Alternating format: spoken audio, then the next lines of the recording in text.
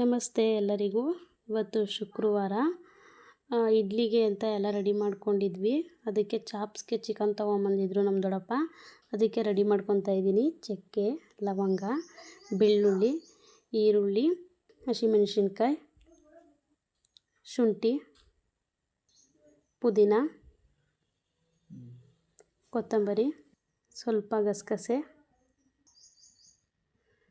ಮೆಣಸು, ಸ್ವಲ್ಪ ಕಡಲೆ ಕಾಯಿ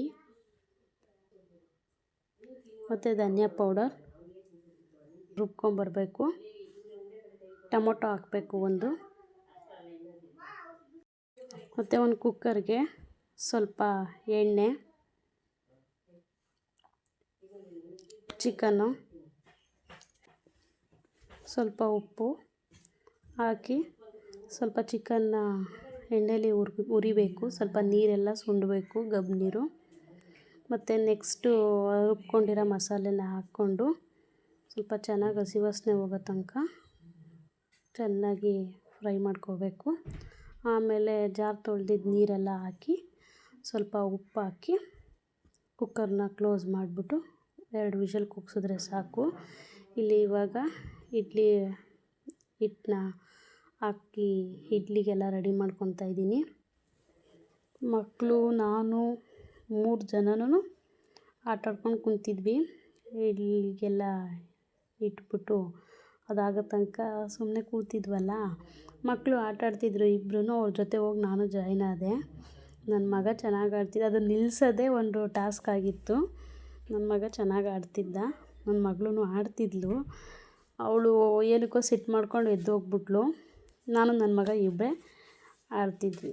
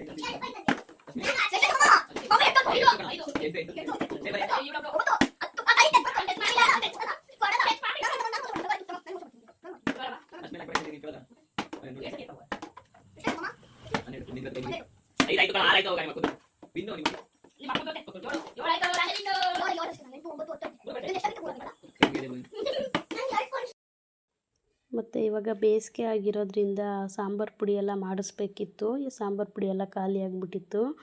ಅದಕ್ಕೆ ಊರಿಗೆ ಬಂದಿದ್ವಲ್ಲ, ಅದಕ್ಕೆ ಇಲ್ಲಿ ಕಮ್ಮಿ ಇದೆ ಅಂತ ಹೇಳ್ಬಿಟ್ಟು ಬನ್ನೂರಿಗೆ ಕರ್ಕೊಂಡೋಗಿತ್ತು ನಮ್ಮ ದೊಡ್ಡಪ್ಪ ಗಾಡೀಲಿ. ಅಲ್ಲಿ ಯಾವುದೋ ಒಂದು ಅಂಗಡಿಗೆ ಕರ್ಕೊಂಡೋದ್ರು. ಅಲ್ಲಿ ಹೋಗಿ ಧನಿಯಾ ಮತ್ತು ಮೆಣಸಿನ್ಕಾಯಿ ಬ್ಯಾಡ್ಗೆ ಮತ್ತು ಖಾರದ ಮೆಣಸಿನ್ಕಾಯಿ ಎಲ್ಲ ತೊಗೊಂಡು ಕಟ್ಟಿಸ್ಕೊಂಡು ಎಲ್ಲ ರೆಡಿ ಮಾಡ್ಕೊಂಡ್ವಿ. ಅಲ್ಲಿಂದ ತೊಗೊಂಬಂದು ಅಡುಗೆಗೆಲ್ಲ ರೆಡಿ ಮಾಡಿಕೊಂಡು ಕುಕ್ಕರ್ಗೆ ಎಣ್ಣೆ ಕಾದ್ಮೇಲೆ ಚಿಕನ್ನು ಮತ್ತು ಉಪ್ಪು ಹಾಕ್ಬಿಟ್ಟು ಚೆನ್ನಾಗಿ ಫ್ರೈ ಮಾಡ್ಕೋಬೇಕು.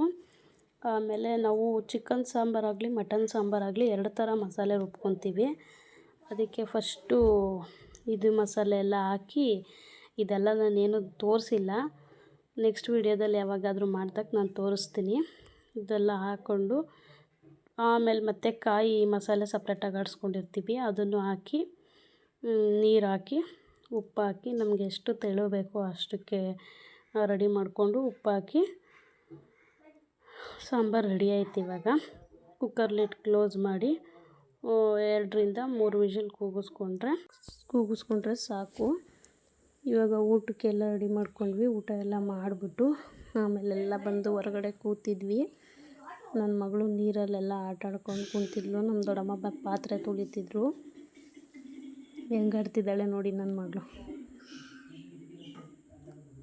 ಆಮೇಲೆ ನಮ್ಮ ದೊಡ್ಡಪ್ಪ ಅಂಗಡಿಗೆ ಅಂತ ಹೋಯ್ತಿದ್ರು. ನಾನು ಬರ್ತೀನಿ ಅಂತ ಜೊತೆಯಲ್ಲಿ ಹೋಯ್ತಿದ್ಲು. ತಗೊಂಬಂದು ಹೋಗ್ತಿದ್ದಾರೆ, ತಿರ್ಗಾ ಹಿಂದೆಲ್ಲ ಓಡ್ತಿದ್ದಾಳೆ. ಒಳ್ಳೆ ಹುಡುಗಿ. ಆಮೇಲೆ ಸಂಜೆ ಆಯಿತು, ಕಾಫಿ ಟೈಮು. ಕಾಫಿ ಕುಡಿತಾ ಕೂತಿದ್ವಿ.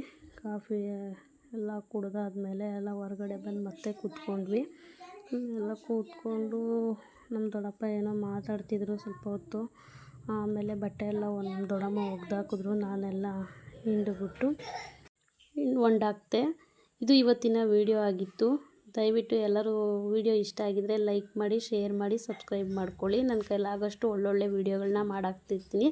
Thank you for watching.